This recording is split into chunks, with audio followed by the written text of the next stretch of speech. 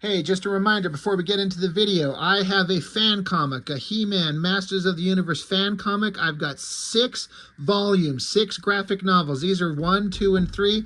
I have 4, 5, and 6 available as well. They're graphic novels, each one. A fan story that I come up with years ago and just decided to make, and spent several years doing it and just kind of got out of control. And I just ended up making 6 graphic novels of the whole thing, and I have them available, and if you're interested, hit me up. I also have a sketchbook available, black and white figure drawings, female figures, some adult content in there, just a sketchbook that I put together. And also something I keep forgetting to mention to anybody is that I have copies of this series. It's called Ghost Agents. This is a series, you can Google them and find out who and what they are, but they had me contribute to one of their books, this book, and I did a 6-page, 8-page story. I can't remember what it was. Inside here, it's a beautiful newsprint. I've never thought I'd ever have the opportunity to see my work printed on beautiful newsprint.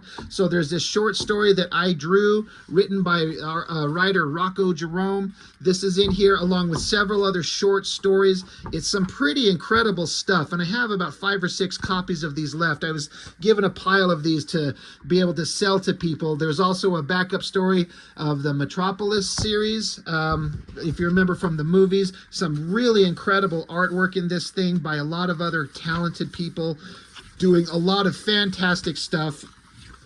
These are pretty shockingly interesting, and I have to say that this art reprinted on newsprint looks fabulous, and I was lucky enough to have the opportunity to be part of it. So I still have a few copies of this thing left.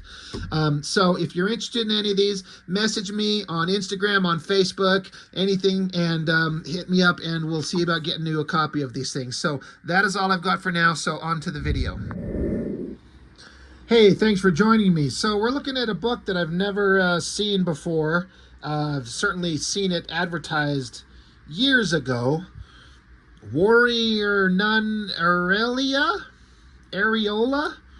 I mean, I don't know. I got 2 batches of comics in the mail on the same day, and I pulled them all out from both separate packages and put them together and started flipping through them. And so I kind of inadvertently ended up mixing up the piles. So I don't remember which one of the guys it was that sent me this stuff. I did get a package from my good friend Latique Curry, who I just did a video on another book he sent me recently, that A Vicious Circle by Lee Bermejo. He sent me a bunch of other stuff. And then, like I said, I got another package from, I can't remember who. I'm terrible at this. Anyway, the point being is that I don't know who to credit for hooking me up with this pile of books. This is just, I think, one of these random ones that was tossed in there that somebody was saying that they think that I would probably like. So, Latique, if you sent me this one, and I'm not for certain, thank you, but if it wasn't you, it was the other guy. Anyway, thank you, anybody who ever sends me a comic book to showcase on the channel.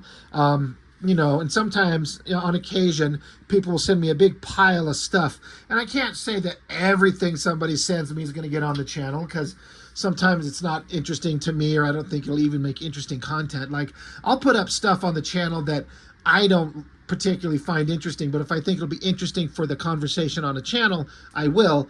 But not everything's going to fall under that category. But Warrior Nun Areala, Antarctic Press. I don't know anything about this book except that I remember seeing ads for it all the time back in the 90s.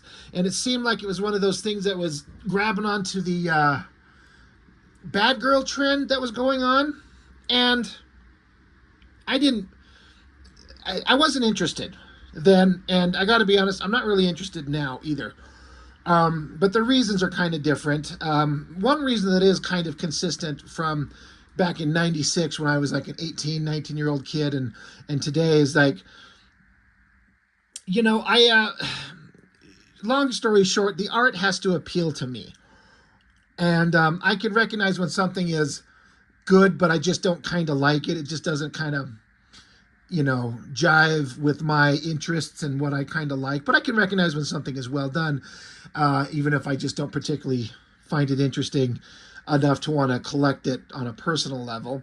But you know, sometimes it's just the artwork in this is fine, but it's not anything I would ever want to collect because of the art. But it's fine. I feel like the creatives involved are trying to make something.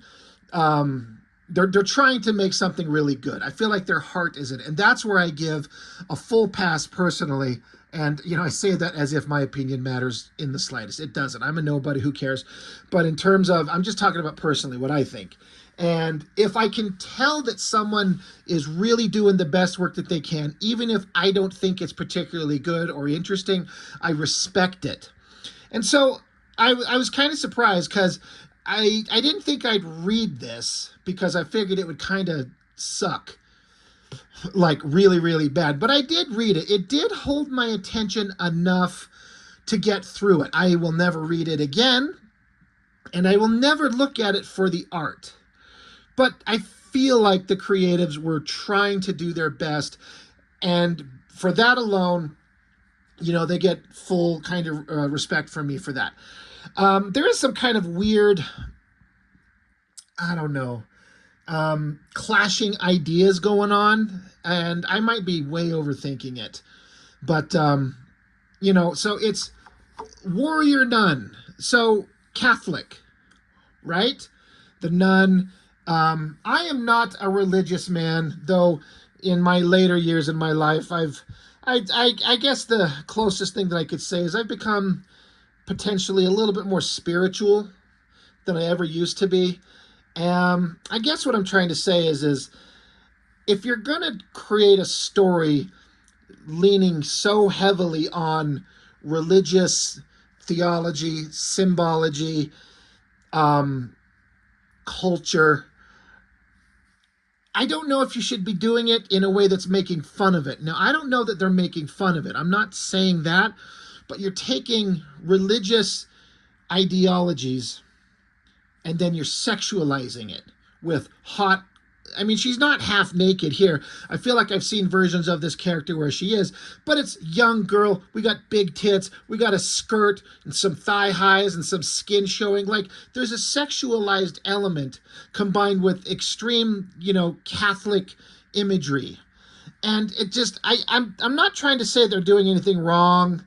It's just kind of a weird thing. I wouldn't create anything that would be, I don't know. I guess I want to say potentially offensive to somebody, only because some people take it very seriously and it means a lot to them. And I don't feel like I would ever want to do something that would potentially offend anybody. And again, I don't think that that's their intention. I don't think that's what they're trying to do. I'm just kind of curious if they're taking the religious element of it very seriously, like, because as I like, so Ben Dunn, I was looking at it. This is the guy who owns the copyright. He created it. In the back, he's got a page. I'm just trying to find it here. You know, where he talks a lot, and it feels like a guy who's very much taking his comics and his work that he creates seriously. So again, I respect that.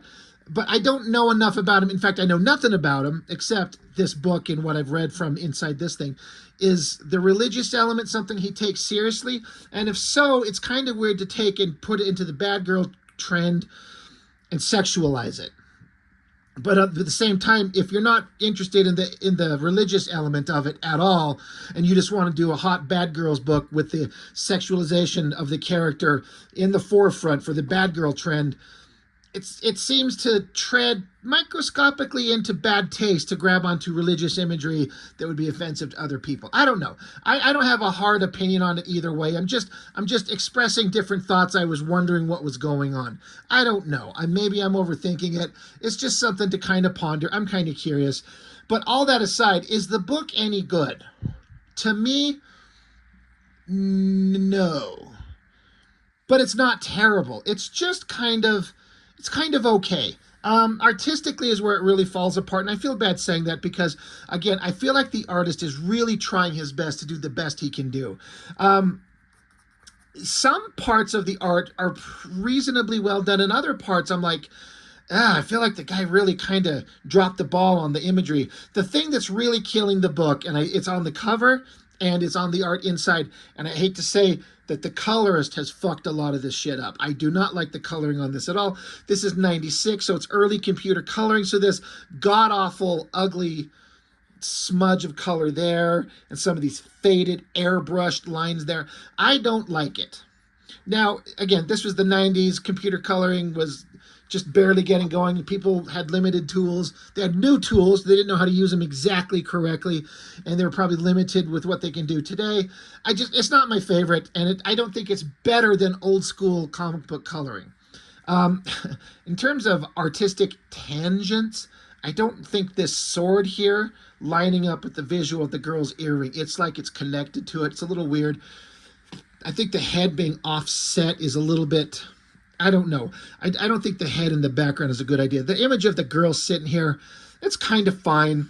No big deal. So yeah, almost 9 minutes into this, I guess we could open up the book. But yeah, just some weird ideas going on with religion and sexuality. But it's not like a sex book. I got to be honest. I thought that this was going to be one of those like titty books.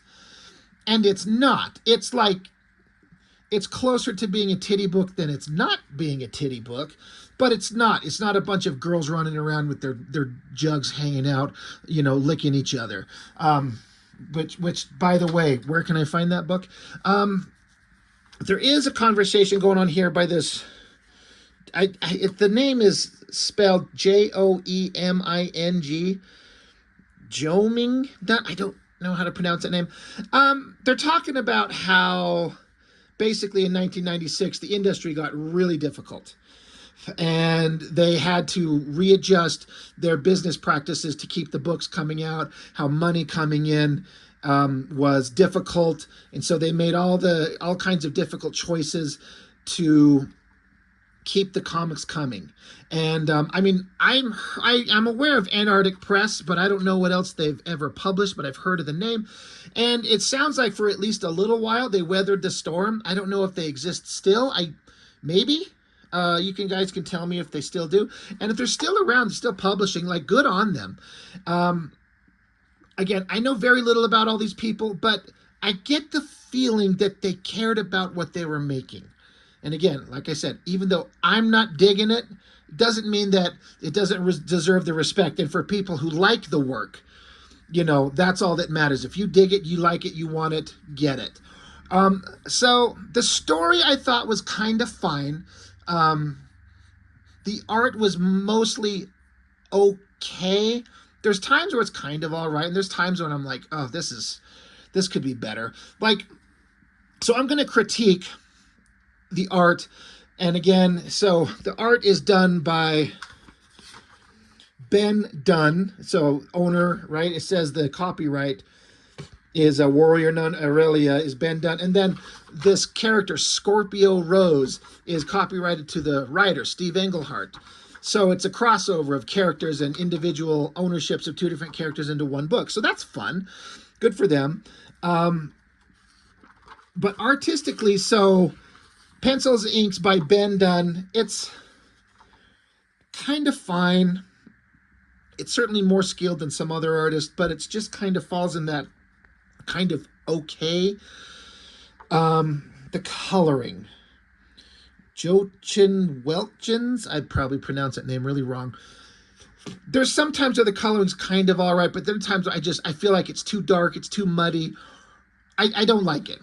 But again, criticizing the art from a book from a guy from 1996, like, I understand that's a million years ago, and I don't mean any disrespect, but I'm going to talk honestly about kind of what I think works and doesn't work. If for no other reason, there are some creatives out there who are making comics, and I know some of you follow my channel. Maybe I'll give some thoughts about what I feel about the artwork that might help you understand why I'm saying what I'm doing and what I think about it, because I should also say, for anybody who doesn't know, I make my own comics. I do draw, I create by hand, paper, pencil, ink, my own stories. So whether I'm good or not is a whole other, conversation. But I am speaking about art and storytelling from the place of someone who does it himself. I kind of like the idea of this opening page. but it's got this, it's just the art is only here, like it's kind of cut like a letterbox format. I don't think it helps being just pitch black on top and bottom, especially when it's a space scene. And so the black just kind of folds into each other. And these eyes, like, I'm sorry, but those are so terribly drawn. Like, it looks like it was something that was a small drawing and they zoomed in on it to drop it in here, to have the eyes in like a galactic space setting, which I like the idea. The lens flare glowing star thing in the background, it just kind of stands out as old technology, cheap tool. I don't know. Maybe they painted that in there by hand. I kind of doubt it. I don't know. I'm just saying that I feel like the eyes could be drawn better. Like here, as an example, look at the eyes on that right there. That is an Adam Hughes drawing that I have printed out. Look at those absolutely stunning eyes. They're absolutely perfect. Now, it's not fair to take anybody and put their artistic abilities up against an Adam Hughes, but you can put a lot more effort into these fucking eyes. Again, it looks like a tiny drawing zoomed in on, and then with the box kind of framing the image, like the space scene, the star, make it a splash page. Use the whole surface. Why condense it down? It must be a creative choice to just have it be here, but I don't see what it serves. It doesn't help anything. It's not exactly killing it, but this is the opening page to your book. These should be the most beautifully drawn eyes you've ever done in your life. And this galactic space scene should be expansive and everywhere. And again, that's just my opinion, but I'm curious as if it was an artistic choice. There was a reason for it. I don't get it. I don't see what it could possibly be. So we flip over. And then again, there have already been books of this character published, so this is not the introduction to a character. So I'm missing out on some, the original stories of the character. So there's some stuff I don't know. But we get girl. She's waking. I think this is her. I think this is the warrior nun herself. She's waking up. She had a terrible dream, which is what the front page is talking about things, horrible things that happened a long time ago. There was a profound darkness and evil that threatened the whole world, the kingdom of heaven itself, and somehow it also threatened a gypsy witch. And so then the story goes from here. It says they called it the year of their Lord, the 1696th year. So why does the deviltry still haunt their kingdoms, and why must I fight it in the Lord's absence? So now we're jumping back in time. I'm presuming this was modern time. This is the warrior nun herself. Now we're going back to 1696. And so we get Gypsy Girl shooting lightning powers into a werewolf or something. The composition's kind of fine. I kind of dig the framing of the trees and the rocks. The nighttime sky kind of works. I feel like that moon could be like a brighter glow. I don't know. It's fine. I'm not loving it, but I kind of like it. It's one of the better pages in the book. I do have to say, again, I was talking about the art. There's the art and the writing. The art at times is kind of fine. I feel like the coloring is not helping it in places. It's too dark. And it's kind of hard to follow. And there's some elements throughout here where the storytelling is mostly fine. And there's a couple places where the storytelling, there's some tricks that they do that I'm like, I don't think this works. But in terms of story and the storytelling, there's a couple of things that I kind of, again, it just, I don't know. You might get to me in the comments and think that I'm overthinking it. But two things. The way that the writer, I'm assuming the writer writes the actual script for the words. And the script, the actual dialogue spoken, took me right the fuck out of the book. Why? Because they're speaking, and the only analogy I can make that I think people would understand is if you think about old school Thor comics and the way that they used to have him speak, like, thou dost not understand, thy mighty mortal, this is Mjolnir, thine most powerful hammer, that type of weird speak. I don't know where that type of manner of speech originates from, but I think of Thor when I hear it, and he doesn't really talk that way in comics anymore. They certainly didn't have him do it in the movies, but every character, especially the main human characters, speak like that. But I have to say, I'm not a linguist, I'm not a historian, so I don't know, but it feels completely faked and wrong. It doesn't feel like this is somebody writing who's understands the language and the speech patterns that would actually be said, and it just feels like it's not the story, and like it's not the words they're saying, but the language that they're speaking in. That doesn't sound right. I don't know how to put it. I don't mind what she's saying. It's just how the speech and the script is written. Sorry, excuse me. But this old school Thor speak took me right out of the book. It threw me off, and it doesn't feel honest, or not honest, but it doesn't feel true. It doesn't feel accurate. This is where you get someone like Alan Moore, who absolutely knows how to write things like this. Now, yes, Steve Englehart, I know nothing about him as a writer, except I'm aware of the name, and I know that he's written stuff historically forever. I don't know if he's still alive, so I don't mean any disrespect for him. The story is fine, but the speech bugs me. And he's not Alan Moore, so I don't know if the better thing to do is just have them speak in traditional modern English and skip the Thor speak, but honestly, it would have kept me in the story better than this. For example, like these werewolf monsters, they're after her, they're saying, "There is no plate in this world, thou art safe, gypsy witch, thou hast been marked for destruction since 1610, when the fiend raped thee." I was like, oh, shit, okay, we're getting to a female character and some monster already took advantage of her. So the girl, and the color change here kind of threw off the visuals of what I was trying to understand what I was seeing, because I thought this figure was the monster, because that color tone there is the monster, but now the color tone is on the girl as she's slamming the wolf down. It took me a second to look at it and understand what I'm seeing. But she says, "I was ripe for destruction then, Knight Gaunt. I was only 16 years old." Ew. She was physically assaulted, using that R word, when she was only 16. Yeesh. Which is a thing that could happen, and that's not, no one's pretending like it's good, but is that something we want to put in a comic book in the 90s for kids? She says, "But sometimes the flames of hell can cauterize a wound. I survived the attack and grew strong." And another thing that's confusing is like this monster has this text box in one color. Now the girl has text boxes in another color, but then it goes back to the girl and it goes just back to black and white. And then back to the colored.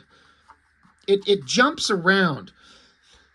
I have to imagine if there's like a super old school professional letterer that they would have something to say about it. It feels like different person talking. Now, I think it's supposed to emphasize when she's using her powers of whatever she has, but it throws it off.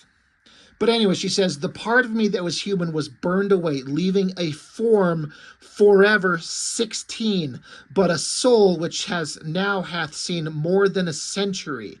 I do not die, but neither do I live. I cannot laugh, I cannot cry, I cannot love, I can only hate." So, okay. She was 16, horribly assaulted, and now her body is stuck as a 16-year-old, because it says, leaving a form forever 16. So she's perpetually in an early teenage body, but she ages. Now, that's a valid thing to have happen. Like, you think of Interview with the Vampire, Claudia, they made a 10-year-old girl into a vampire. So it's just kind of a weird thing to have your hot girl protagonist wearing the corset with her giant fucking tits hanging out as a sexual observation thing to look at when she's physically only 16. Like, the whole thing, I don't mean to sound like a prude, because I swear to you I'm not, but there are some things, especially as I get older, I'm like, this is odd. I would never write a story where a girl was raped at 16 and then she stays in that body. Now she's on a vengeance quest, but she's super fucking hot. in the body of a 16-year-old. No, you could write a character that's youthful, but you don't sexualize her. That's weird. You know, why not just have her be at least legal age, 18, 19 or something like that? Why does she have to be 16? Where is she doesn't look 16. She doesn't look like a child or I understand also back in the day, 16 was practically 35. There's a different world. Anyway, I'm spending a lot more time on this, but I was just a couple pages into this and I'm like, there's some choices here I don't agree with. And again, you might be thinking, Rob, you're way, way, way overthinking it. I'm like, don't make an underage character, then make her, fuckable. It's really weird. It's really strange. Anyway, so that aside, and then the text, again, I hate the evil that walketh this world, and the evil that dwelleth in the hideous abyss beyond this world. I must live forever. I will devote forever to destroying that evil wherever it hideth. Like, come on, you can't tell me that dialogue doesn't sound horrible. I can imagine Alan Moore reading this. He's like, boy, I don't know who wrote this crap, but he needs to learn how to speak the language. It's not how they talk. This sounds atrocious. It just reads so odd. Anyway, but the point being, she's theoretically immortal, and she's on a vengeance quest to purge the world of evil. Good for her. She's awesome. There are these gross monster creatures, and they talk about how, you're going to live forever, but we're going to stalk you forever. We're going to find you in 1610. We're going to find you in 1617. We're going to find you in 2106. We're going to find you in 1997 and 80. So it lists all these times who's going to find her. And she's like, but as thou seest, night gaunt, even thou don't reckon time in days. Whence thou camest, all is darkness, save the fitful fairy glow of distant stars. But on this earth the sun doth rule. We humans live from light, and every day of my life bringeth thy darkness one step closer to doom. Tell thy master to await my vengeance, so sweareth Scorpio Rose. Fuck off. That just reading it out loud. Again, I'm not an actor, I'm not a voice actor, so I'm butchering it, I'm fucking it up. Maybe if you got some great female voice actor, she could turn this into good dialogue, perhaps, but that Thor speak just fucking sucks. So again, this is centuries ago, the warrior nun in the modern world. We're learning some backstory.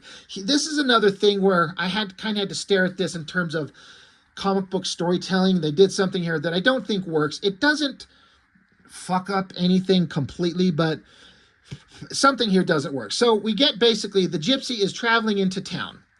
So we get this village down here, a mountain, a castle. She's walking into the town. Coloring makes her stand out.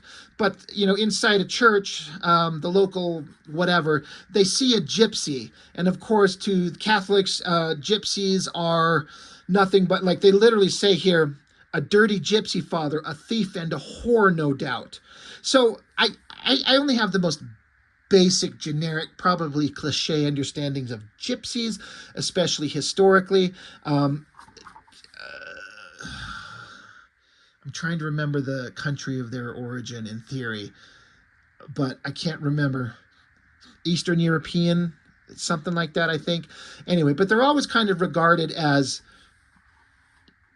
pagan, not in the light of the Lord in a Christian sense, and thieves and whores, or gypsies known as whores. Anyway, I know they're kind of regarded historically as like a negative thing, and that they weren't exactly welcome in some areas. I don't know much, but they're leaning into that. But in terms of comic book storytelling, the panels, you see these two panels are the same size here, and then panel 3 suddenly comes up to here, which is fine. But typically you go across a page here, here, here, and then here, and then here, and then you're out of the page. But the script is actually very specifically asking you to go from here to here to here, then down to here, and then over here as the last panel on the page. Because this guy is like, Bishop. And he's like, what is it, my son? A dirty gypsy father, a thief and a whore, no doubt. She might even be here for him. And so this girl's like, you must get rid of her, father. So then you come over here. He's like, fear not, my children. The church is well prepared. We have 2 warrior nuns. And then you get the hot warrior nun girls. So storytelling-wise, doesn't obliterate the storytelling, but it fucks up the flow. Typically, when you're following through a page, and if you're a creator and a storytelling artist, it should be, generally speaking, a Z in a page. You come across, and then you come down, and then back out towards the bottom of the page to lead you into the next one. It's just all about how your eye falls through the page. And this one's having you circle around and out this way and then come back. Now, it's entirely possible that you might read this and that never once stopped or interrupted your flow or enjoyment of the story. I get it. I have seen several things in comics where people like me-ish or actual professional industry professionals were talking about storytelling things that were done in books that they were looking at that they do not like, they do not agree with, and it was a bad storytelling thing. And these were books that I've read. And I'm like, I'm hearing what they're saying, and I understand what they're saying, but at the same time, I had read the book that they were reviewing, and what they were saying as disrupting the storytelling flow never once stopped me in my storytelling reading to my recollection. Never in a way that made me stop and go, what the fuck is going on? Now, that's what happened here. I wasn't confused. My instant instinct was to go from here to this, but then I was like, oh, wait, no, okay, I read it, and then I moved on. So it stopped me for 5 seconds. But in terms of, if you're a storyteller out there, a burgeoning comic book artist, I would suggest, before you start fucking around with storytelling tropes and trying to do creative shit, weird panel layouts, breaking the borders, crazy things that you just don't see because you're looking to make it, you're trying to stand out, I would suggest highly that you learn the fundamentals first and repeat and practice the fundamentals, the basic grid storytelling across, down, and across before you start fucking with the layouts, because you could be hurting yourself solely for the sake of style. And I don't think that's going to get you very far, potentially. It could hinder you. You might be one of those special, unique one-offs that it just works and everyone loves it, but just a thought. Food for thought. You do it, you do you. And this, again, this is like a minor thing, but for real, it shouldn't come across here, down here, and there, and then make you come back here. Anyway, church folk don't like gypsies, so they got hot girls that fight. Okay. I mean, sure, let's do it.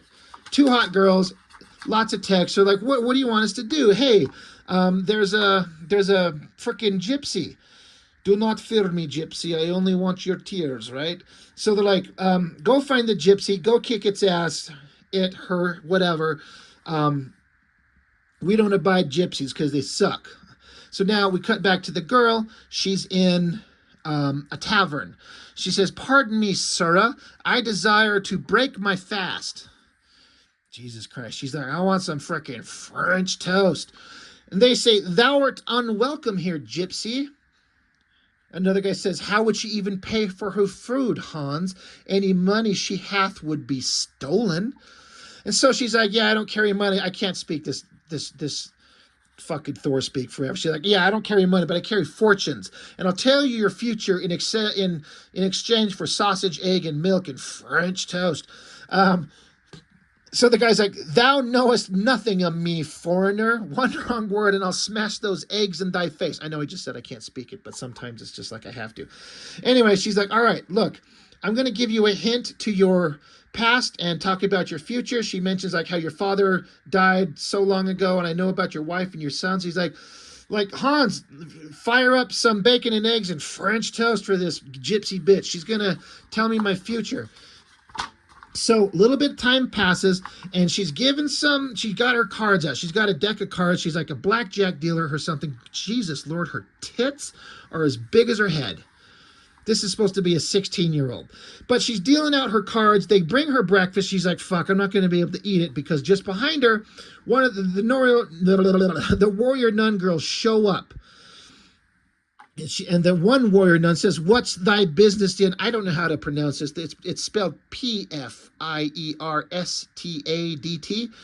Fierstadt? Fierstadt? Maybe. What's is thy business in Fierstadt, gypsy? She's like, I have no business here. I journey to a distant land. And they're like, bitch, we don't believe you. You come for black mischief. That's racist. And so the gypsy says, gypsies always journey, sister, since they call no land their home. So bitch Nun, she's like, well, it's time to journey onward. There be no welcome for thee here. And no, thou canst not eat thy French toast.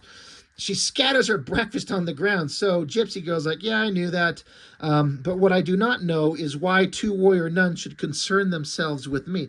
So she gets out and she's walking. She leaves. So off she goes. It's kind of an okay drawing. I don't feel like she should be butted up against the fucking side of the page like that. It almost looks like she's leaning up against it. Like, I like the drawing, the flowing dress, the flowing, like, tassels on her waist and from her hair. Like, that's kind of good, but fuck, bring her over. I know the camera has my giant fucking hand covering her there. Bring her over. But meanwhile, while she's walking along, some dude's like, yo, I'll give you some French toast if you come and, read the futures to my leader. So up to a castle they go, and it is, some giant castle. The girl says, it's quite elegant. Of course it is. This is the home of the only one true pope. All right. Well, she's like, I was under the impression that Innocent the 12th, I think it says, was in Rome. So big speech. Like, that guy's not the real pope. He's a fraud. I'm the legitimate one. Blah, blah, blah. There's evil in the world. I need you to go fight it for me. Because it threatens all of Christendom. And she's like, yeah, I'm going to interrupt you. The machinations of your religion mean nothing to me. He's like, yeah, I know, but you hunt evil. And so I know where evil can be found. She says, I repeat, Christianity concerneth me not, but demons do. So investigate the cathedral after a while. I'll investigate the cathedral after a while. Just now, I'll have my French toast. Meanwhile, we cut back to the warrior nuns. It doesn't tell you that it's them, but there's just a couple of young girls sitting on, I guess, the fucking thatched roof of a building somewhere. They're having conversation. Dost thou e'er think of Areala, Gwyneth? The other girl says, just now I'm thinking of how long ago we ate French toast. I'm sorry. And she literally says breakfast. And how soon lunch will be served. And she's like, no, I'm serious. Thou'st always serious, Hildegard. Mayhap that's why we work so well together. We're opposites, and opposites attract. And so this girl, she says, yes, I suppose they do. Then we get her inner thoughts. Oh, Gwyneth, if only thou didst mean that the way I would mean it, how canst thou not know that I'm in love with thee? Oh, my God. Catholic warrior nuns, two girls, and they want to have, this one's into, like, she's interested in some hot lesbian romance. So it's another element that's just like, I understand completely, and I'm completely fine with. Anybody can love anybody that they want anywhere, ever. It's just it just kind of reeks of kind of like cliche. Of course the two girls are going to be in love with each other, and of course they're warrior nun Catholic babes, and of course it's just, okay, sure, if you want. So girl in love with other girl says, as a bride of Christ, my love of anyone is my cross, and my love of another woman is the nails in it. So anyway, they sit there amidst their private thoughts, and they see some cloaked figure. They're like, that's no nun. Who could that be? Well, it's Scorpio Rose. It's the gypsy girl. And she's showing up. She's like, God damn, I'm so sneaky. I dressed as a nun. No one will ever know that it's me. Well, guess what? She just got made instantly. But she goes into the church. She goes downstairs. She goes creaking around. And she goes into a room. She finds a bunch of fucking xenomorph eggs. She's like, eggs, but not the kind I had for breakfast. And that they hatch at my approval. Whatever is inside doth fear me and my giant jugs for a 16-year-old immortal. So fucking lizard monsters crawl out of the eggs. And she says, demons, the old man was telling the truth, but little good twill it do me if this hellspawn o'erwhelmeth me. Shut the fuck up. I cannot die of old age, but I can die. So I guess she can shoot fucking fire from her hands? Sure, I didn't know that. I guess I did see her in the first page where she's shooting lightning out of her hands, so what do I know?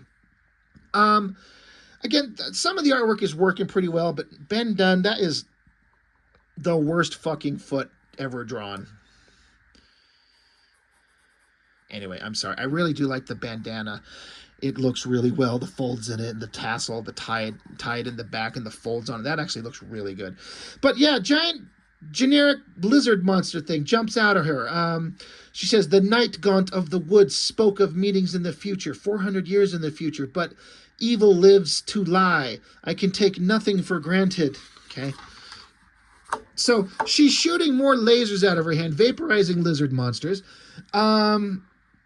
And she's realizing that she's taking out these lizard monsters, but she's still in the depths of the stronghold of mine enemies, meaning she understands she's in the basement of the church who hates her. Meanwhile, hot warrior nun girls show up, and they see evil lizard monsters, so they slice one open, and they're like, Sister Areala, thou didst leave me a legacy of heroism and fortitude. Today I shall show I deserve it. So then they come around a corner, and warrior nun meets gypsy girl, literally, the gypsy, the nun. Nun says, I knew thou did bring evil to Fieldstadt. And nun girl, who's doing some weird fucking kick thing. Like, one girl swipes with the sword, another girl kicks with her foot. Okay, thy faith doth see evil everywhere, except in itself. Nun says, I'll carve thee like a Christmas goose. What the fuck? Stop. Okay, so gypsy girl zaps the sword, blows it away. So nun girl says black magic, and gypsy girl says pagan magic, bright as the sun, as I'm told another spawn of evil, not 12 hours agone. Nun says, thou callest me evil, I am a true daughter of the one Catholic Church. Gypsy says, I'll call thy God himself evil if he bred monsters like those below. Nun says, blasphemy is punishable by death, and a warrior nun is empowered to execute that sentence. Gypsy girl says, not this gypsy. So they tackle each other. They should just stop fighting and just make out. Like, come on, let's just solve the problems with love and not hate. Nun says, thou art an agent of the anti-pope. She says, I am an agent of no one, but he knew what rot you breed here. Viper, toad, witch, Jezebel, overactor. Yes. And then for some reason, somehow, Gypsy screams yes, and the nun is dead. I guess. Time to journey onward, nun, to your heaven or your hell. And no, thou canst not eat the breakfast. What? She can't eat the French toast. They bring up breakfast a lot, and then therefore so am I. But yeah, the fucking nun, she killed her. I mean, they were trying to kill each other. It's justified. So, Scorpio Rose, gypsy girl, she says, the forces of evil seek my life, and the forces who claim to oppose evil. The gypsy is forever alone in this world. Anyway, she killed her, and so some shadowy shapes are coming around the corner. So other gypsy girl, remember one was in love with the other? I lost track of who the fuck is who. I think this one who's still alive is the one that was in love with the other one. She's like, I'll kill that gypsy witch. And so the leader of the church, he says, I cannot approve of your language, but I echo it in my heart. Bring this gypsy girl to justice. Meanwhile, at dusk, they're having a funeral, and so they put her in a fucking coffin. They put her in the ground. They're about to bury her ass, and they're like, ashes to ashes, dust to dust. In nomine Patri, et Filii, et Spiritus Sancti, it's dust to dust. Farewell thee, sweet sister. And then from inside the fucking coffin, she shoves it open. She's like, I'm alive. I'm like, what the fuck? So maybe this is the one who's the lesbian girl. I don't fucking know. I gotta be honest, I kind of don't care. I was laughing how they fucking buried her, and then she just shoves the door open, and she's like, I'm alive. And they're like, what the hell? They literally say that, and they go, yeah, my God, it can't be. So she's like, I was floating in a tunnel of light and love, just like at Disneyland. And then I saw her, Sister Areala. You know me, Sister Hildegard? So I guess she's in heaven. She says, with all my heart, and said, for 6 centuries I have o'erseen the brave women who uphold the ideals of our order. From time to time I intervene. Yes, sister, this gypsy witch. She's like, no, I speak not of petty vengeance. I speak of demons in the crypts of the cathedral, and those who hide in there, blah, blah, blah, blah, blah, blah, blah, blah, blah. Basically, it's not your time, girl who just got killed. Go back to Earth and fight as as a warrior on the planet Earth, without all the power of Christendom or whatever the fuck, thou shalt live again. So she's like, and so I woke up in my coffin. Why do you all look so frightened? And of course, all the religious folk are like, this is demonic possession. So they don't believe her. So they're going to try and kill her. So now she has to fight them. And then her girlfriend's like, you know, Gwyneth, don't make me fight thee. She says, I am deaf to thine entreaties, demon. Okay. So, resurrected girl in white. She runs through the forest, running around. I guess she ditches them. She loses them all. So she takes off her outfit so we can see her head. She says, they won't follow me, but I must be certain. So as she travels around, she runs into Gypsy Girl. And she's like, welcome. The tarot told me I should be expecting you, Sister Areola. I know that's not her name. I kind of like that splash page.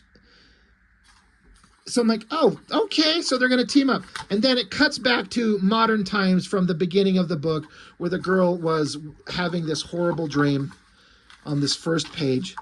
I guess she was having a dream. And then Nun Girl comes in. It's like, what's going on? So I was having a dream. I was having these horrible things.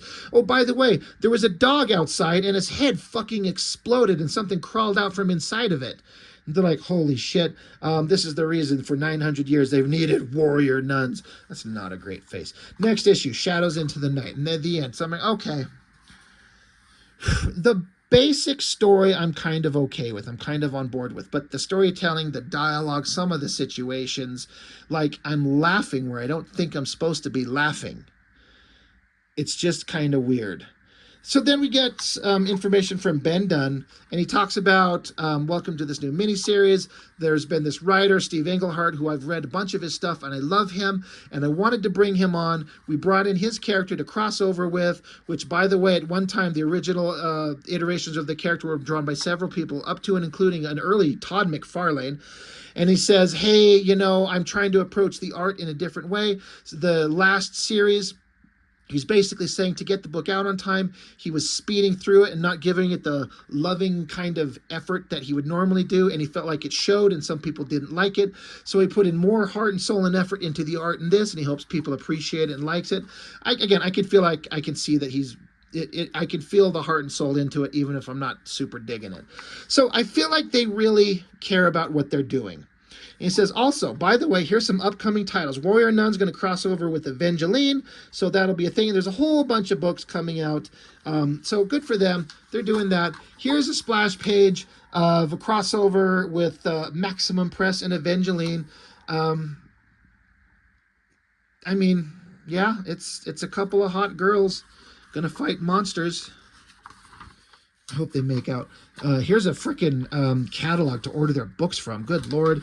More ordering stuff. And see, you know, there's a lot of these books with like titty books and stuff like that, which is fine.